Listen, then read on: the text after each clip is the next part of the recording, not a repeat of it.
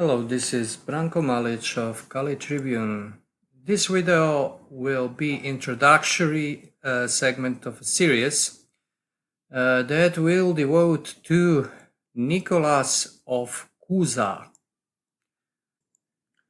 or as he is also known, Nicolas of Cusa, 15th century Catholic cardinal and philosopher, theologian, diplomat, and whatnot, a true Renaissance man in a quite special meaning of the term Renaissance. He was born in 1400, so he was the contemporary of some great events of the birth of Renaissance, and was very active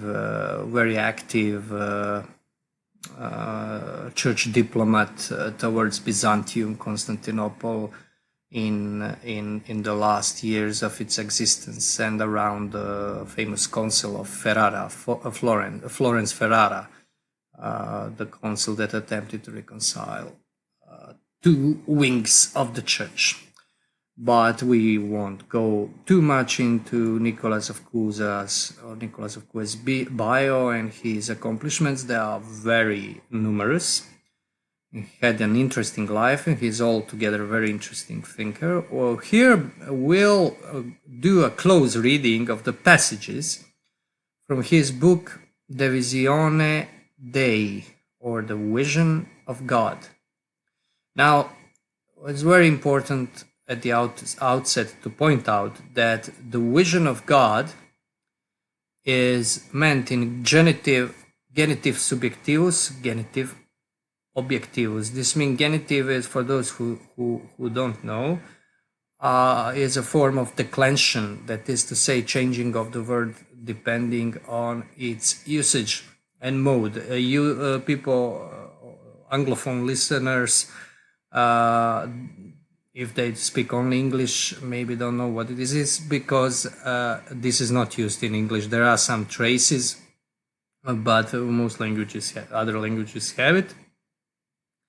Now, to say that genitive is subjectivus means that the Visione Dei, or the vision of God, refers to God's vision, whereas subjectivus means that it means the vision trying to grasp God or observe God. So it's a double meaning. It's very important because it's the very gist of this short treatise is about this mutual vision or mutual observing of man and God and man. Now, this book was written on request of the monks from Tegernsee monastery. Tegernsee means Lake Tegern, whom discussed theology with Nicolas of Cusa, and he sent them this booklet along with a painting that is presumed to be autoportrait of I think Roger van der Weyden, a famous painter of the age, and the book and the image or picture should be used for a specific kind of theological, let's say, exercise that Nicolas of Cusa wants to introduce them to. So we read some passages, and as I said, this is introductory.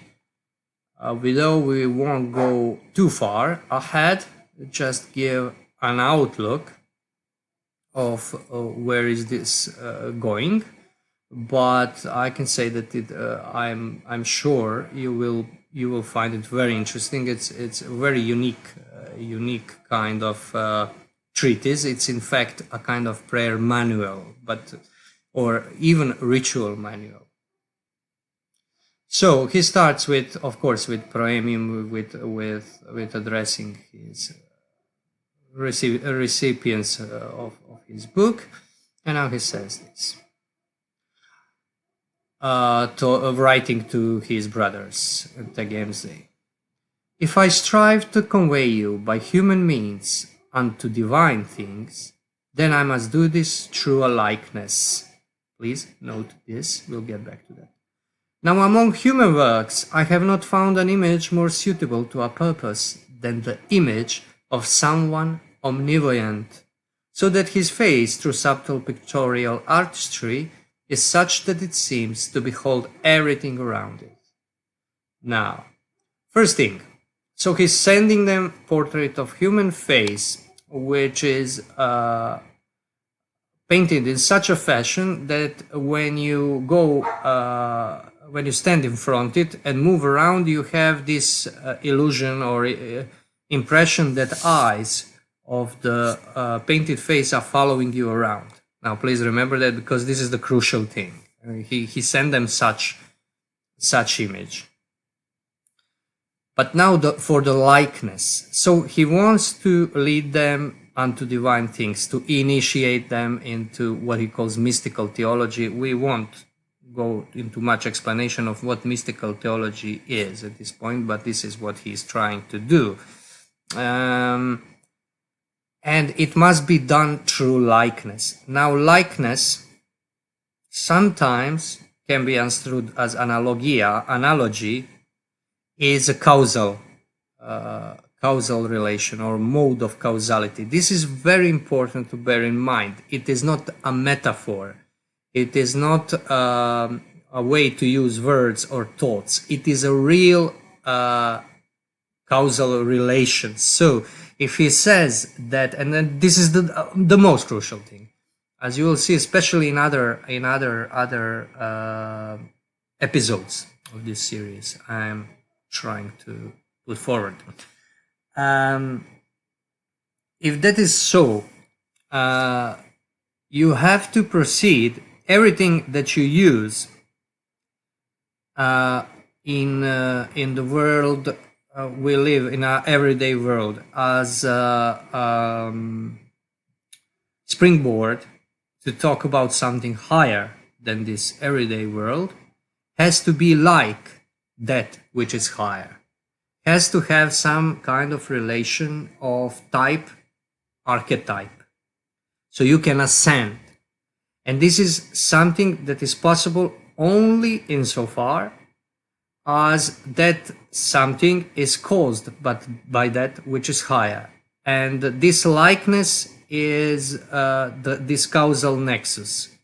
So, for instance, if God created man, the way to try to understand God, think about God, goes through introspection, for instance, or for understanding of man, only insofar as man is still remains in God, because this is kind of causality that is not mechanical. It's not a causality where cause and effect divorce from each other once the causal relation or causal action was performed.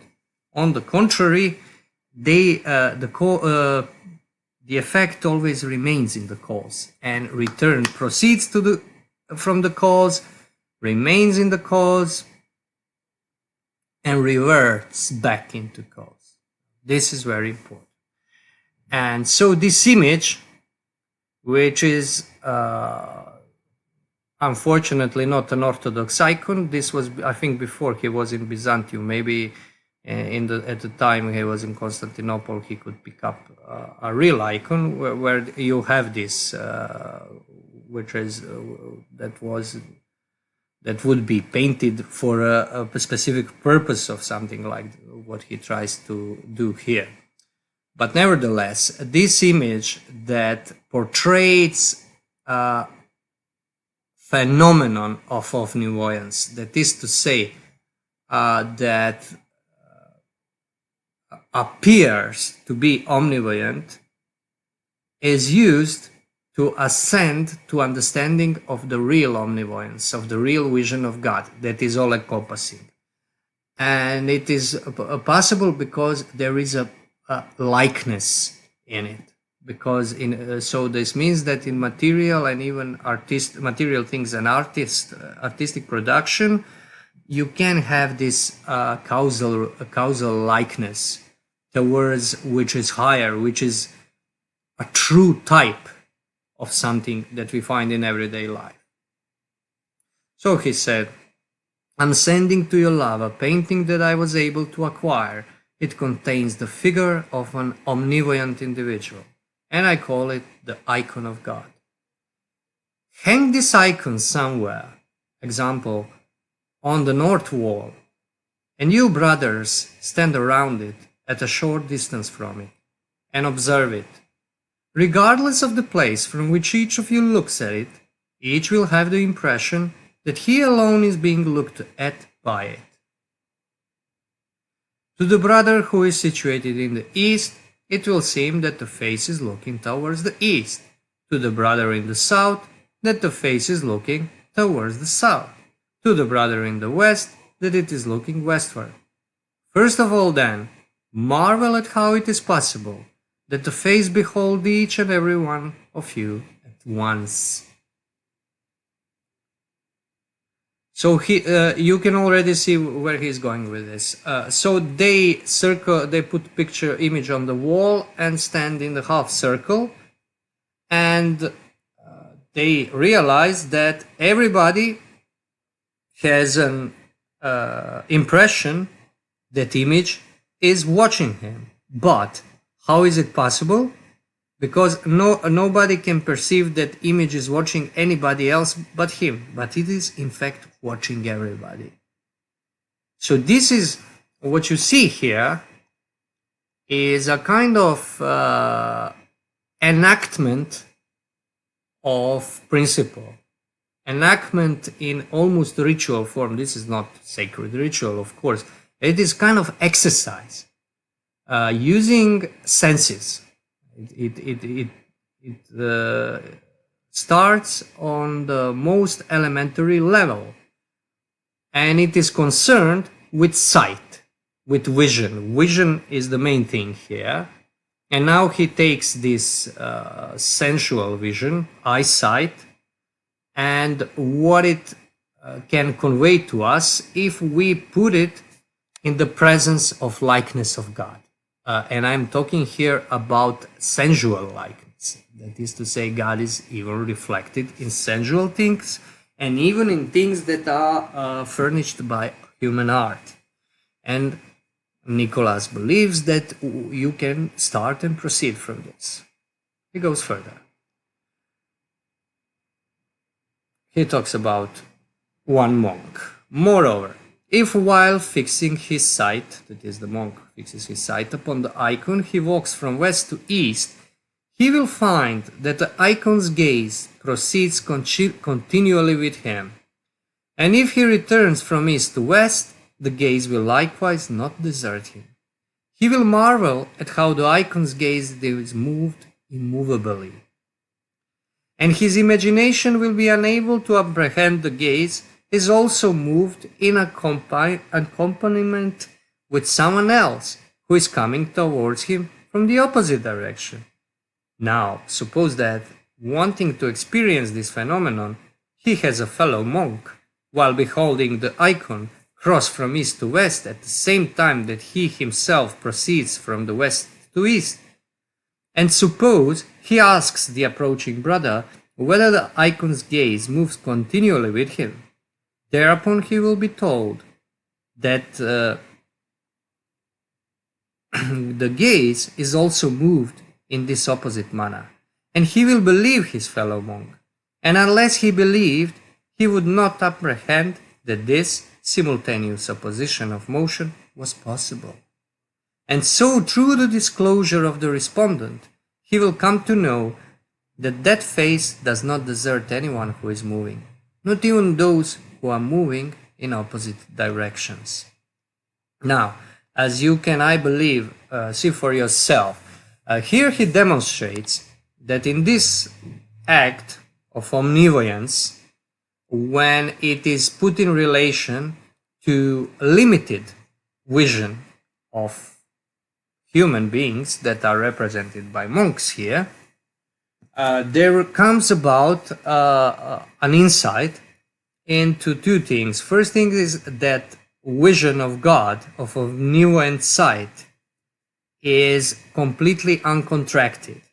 It is not contracted by anything, save people can have illusion of it being contracted because it is focused on them.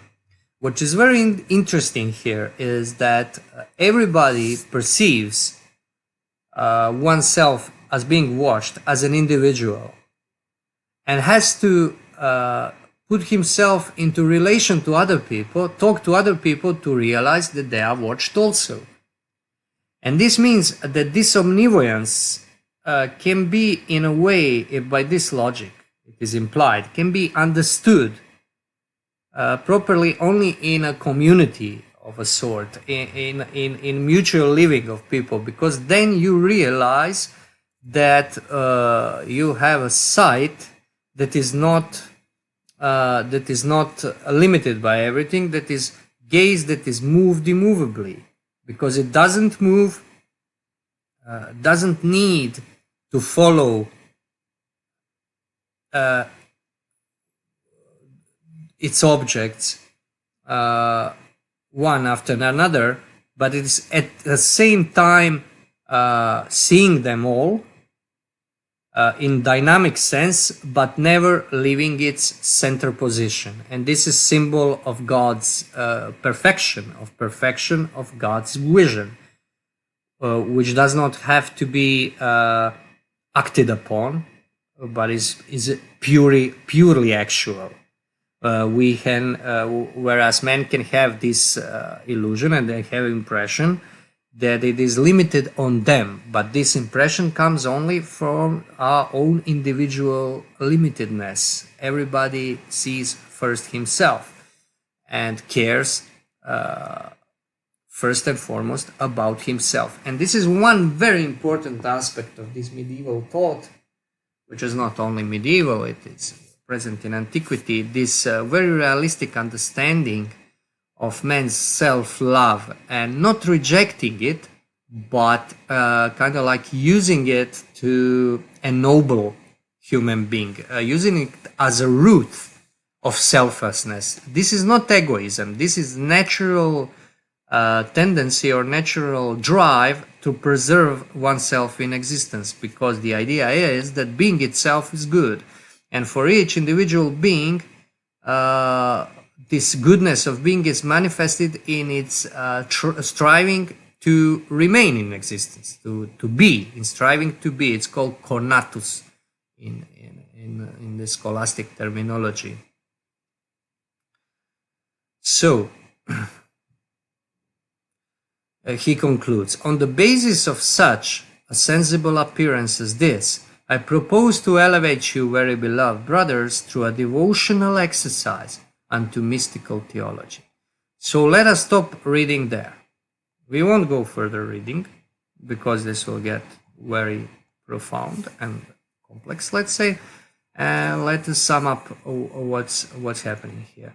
So he gave his fellow monks, his friends at monastery, an opportunity to use sense experience to start a devotional exercise, a devotional activity.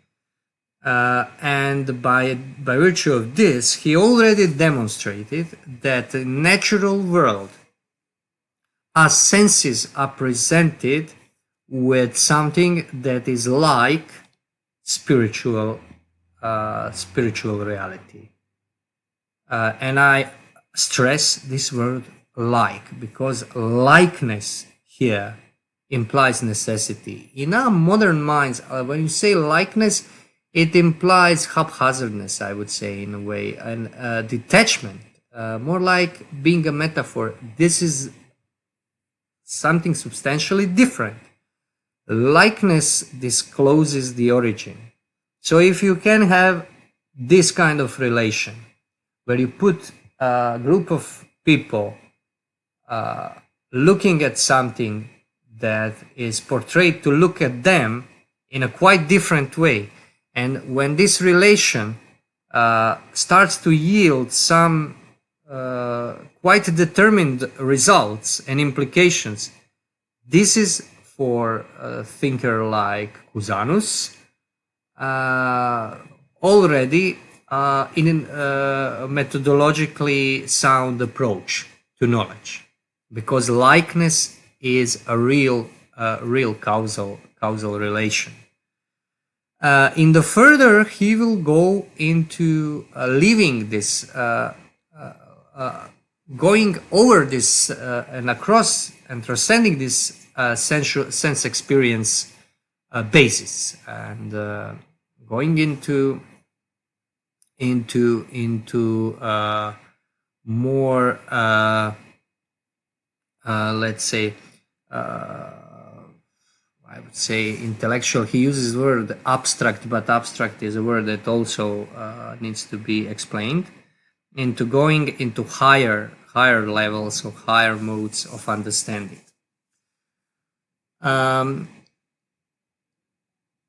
Nicolas of Cusa was famous of his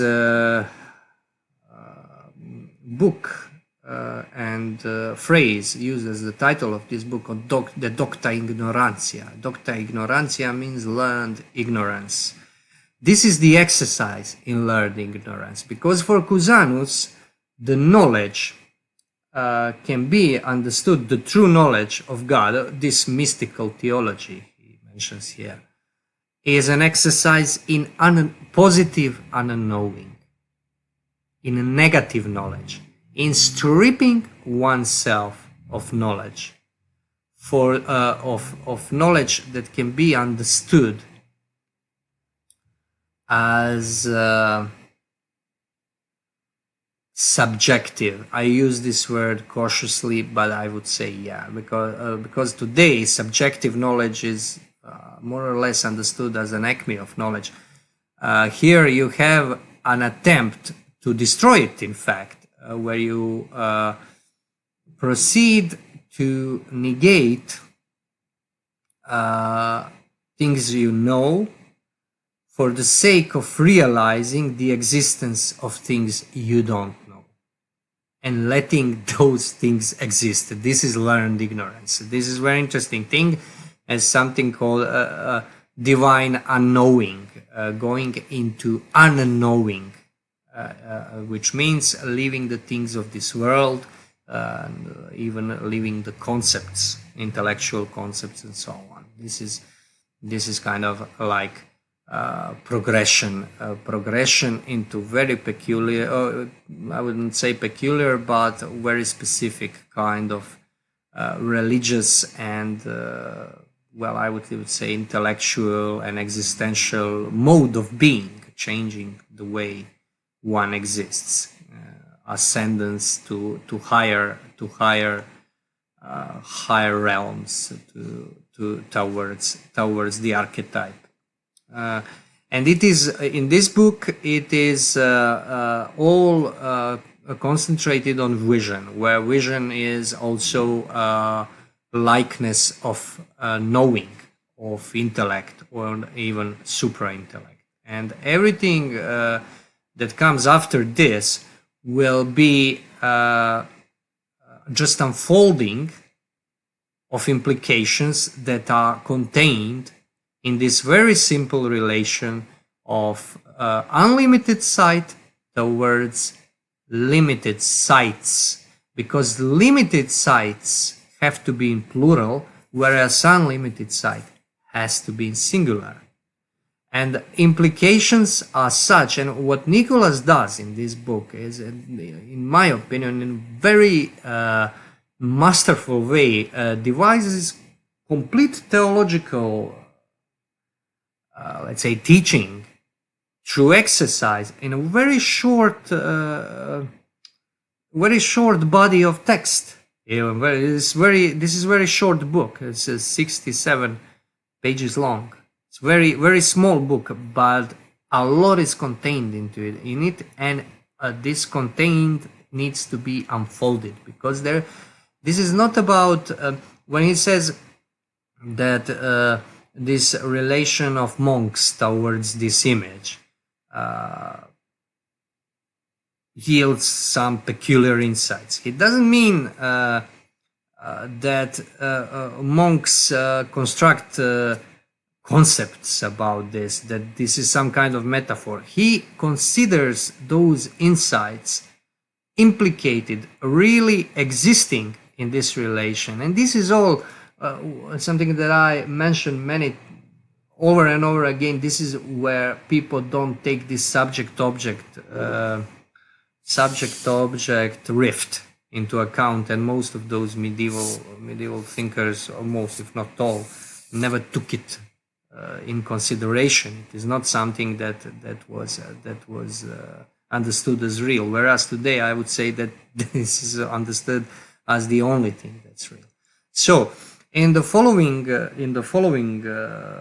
episode, let's say, we'll go further and see how this ritual, let's call it activity, reflects on what God's vision is and what human vision is. And this also means what God is and what man is, because all those things are implied in each other. So I hope that this piqued your interest, and I'll try to do the next segment as soon as possible. Unfortunately, we don't have that much time on Kali Tribune and in this period, so we are lagging a bit, but I will try to do it in a few days. Thank you for your attention. This was Branko Malic of Kali Tribune signing.